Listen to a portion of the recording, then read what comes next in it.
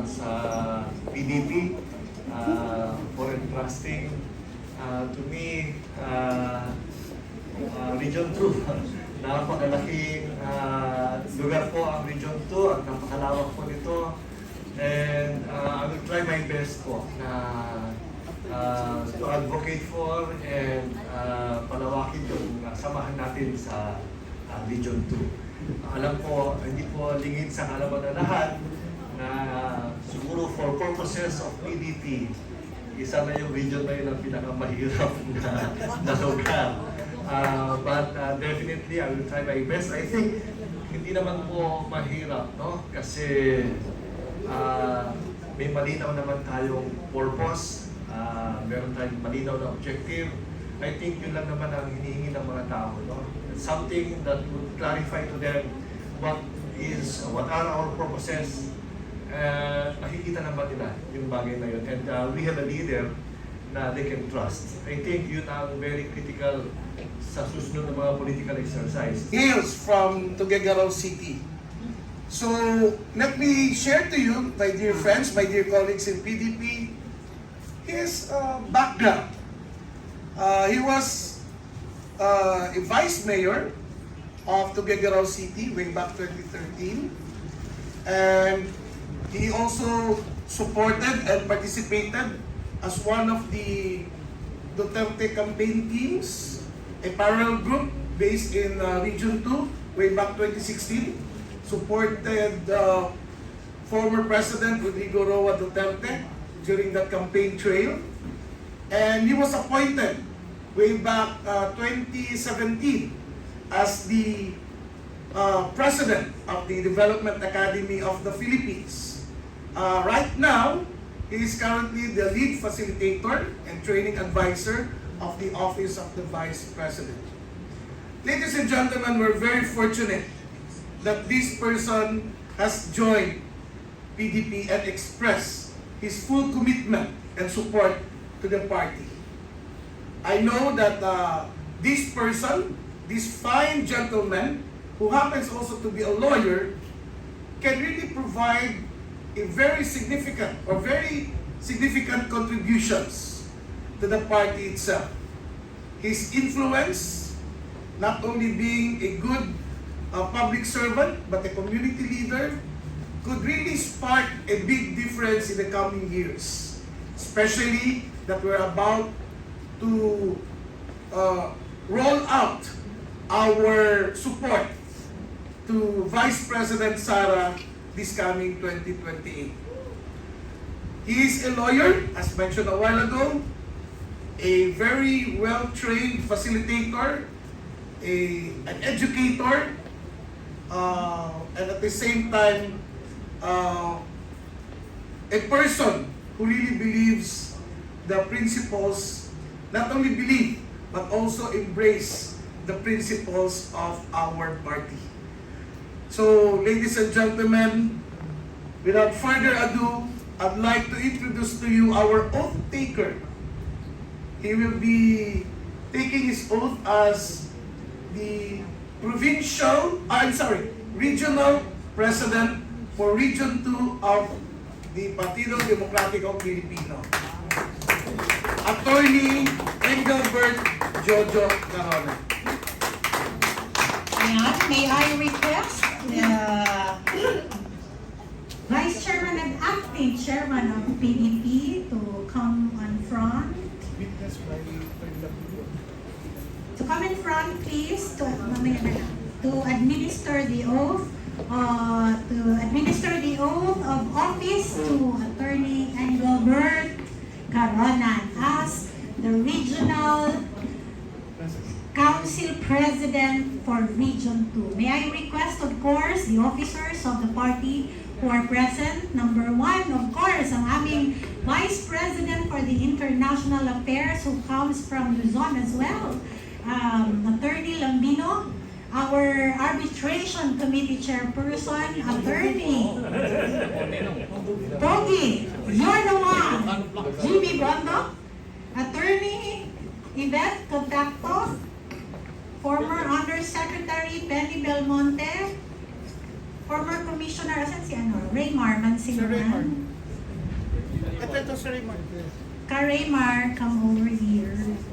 Ayan, to witness the oath-taking of Attorney Engelbert. And of course, ipapa-witness din namin our incoming Council President for Pasay City, who will soon take their oath also.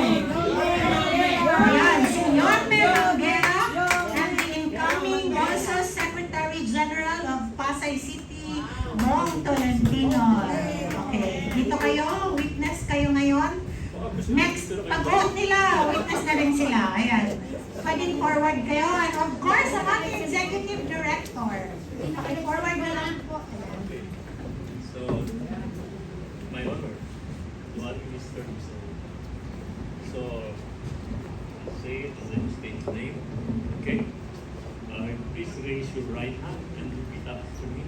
I, Engelbert Caronan, having been appointed as the Regional Council President of Region 2 as the Regional Council President of Region 2 of the Partido Democratico Filipino, of the Partido Democratico Filipino, do solemnly swear do solemnly swear to abide by and uphold the Constitution of the Republic of the Philippines to abide by and uphold the Constitution of the Republic of the Philippines and of the party, and of the party, to keep faith in and put in practice to keep faith in and put into practice the 5 basic principles of PDP the 5 basic principles of PDP and the basic objective of federalism, and the basic objective of federalism, to perform my duties to the best of my abilities and capabilities, to perform my duties to the best of my abilities and capabilities, without fear or favor, without fear or favor, with the aim in view of furthering the objectives of the party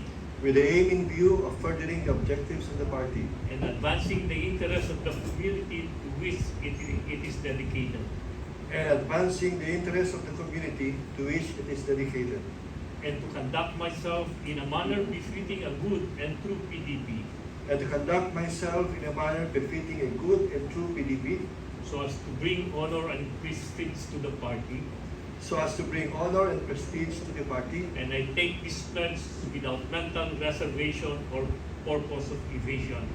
and I take this pledge without mental reservation or purpose of evasion. So help me God. So help me God. Congratulations.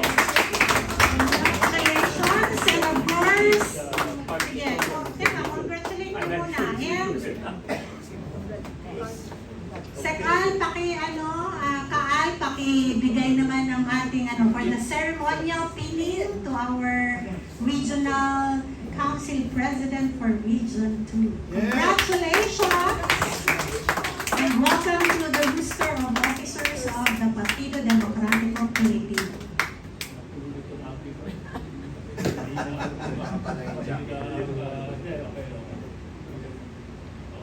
Okay. Ayan, okay. Officials, pakikamayan naman ang ating bagong Paliwang kamay. kaliwang kamay.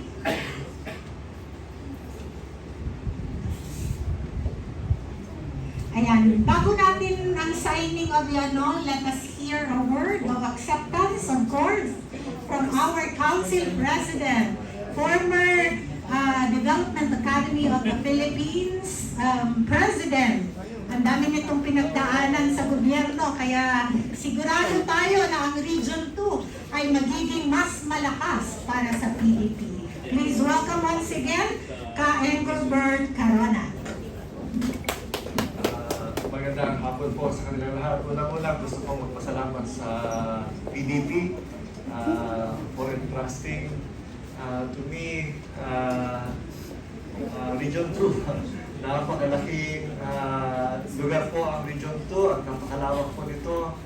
And I will try my best po na to advocate for and palawakin yung samahan natin sa Region 2. Alam po, hindi po lingid sa kalaman na lahat na siguro for purposes of PDP, isa na yung region na yun ang pinakamahirap na lugar. But definitely, I will try my best. I think, hindi naman po mahirap, no? Kasi may malinaw naman tayong purpose. meron tayong malinaw na objective. I think yun lang naman ang hinihingi ng mga tao, no? Something that would clarify to them what are our purposes. Nakikita naman nila yung bagay na yun. And we have a leader na they can trust. I think yun ang very critical sa susunod ng mga political exercise. It's a question naman ng trust. A question kung sino yung partido na pwedeng pagkatiwalaan. A question kung sino yung leader na dapat pagkatiwalaan. So, we did not articulate so many things. They only need to look at us, to look at our leaders, and I think we will be able to convince more people. Yeah. So, thank you very much.